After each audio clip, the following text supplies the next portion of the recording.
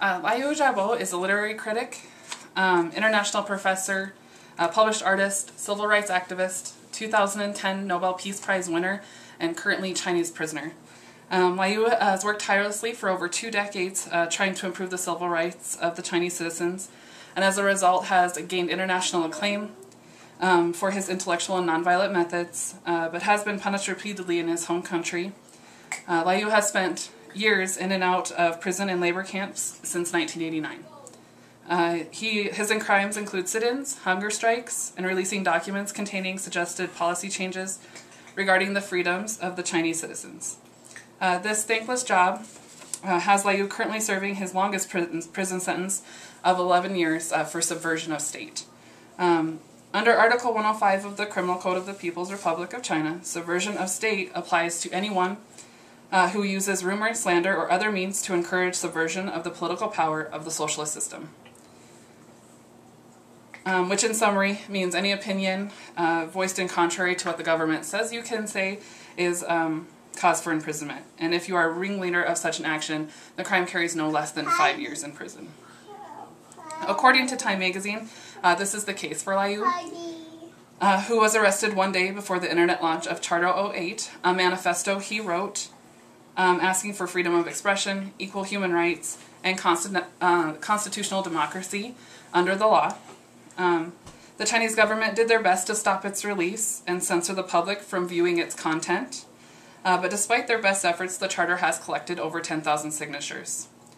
The internet has presented censorship problems for China as they tried hard to keep their image positive to their public and global communities.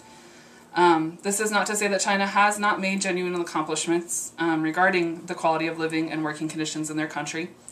In just around a decade, China has lifted millions of citizens from severe poverty levels. They have taken great steps in improving their global image, and maybe one can even see why naming Liu the Nobel Prize winner may be a global insult to the accomplishments they have made. However, just as the United States had to make necessary changes during the civil rights movement, it may be time for China to take the next step and relinquish some of their power to their citizens.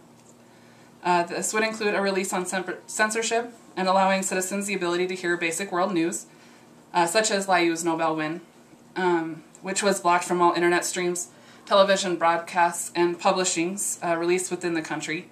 The only news that was released was actually negative propaganda warning the Chinese of the dangers of Liu. The Chinese government even released a statement denouncing Norway for honoring Liu with the Nobel Peace Prize, going so far as to cut off some business relations between the two countries.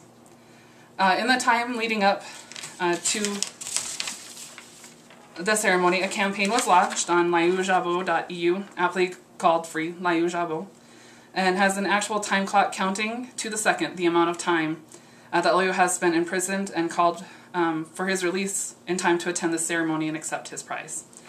Unfortunately, his release would not come as he was represented by a single empty chair. The chair does not look like it will be filled anytime soon, as Liu's chance to appeal was rejected by the Chinese government. To honor Liu and the causes he risked his life for, I urge you to educate yourself about his plight, those like him, as education will lead to information, and the more that people know, the less they can ignore.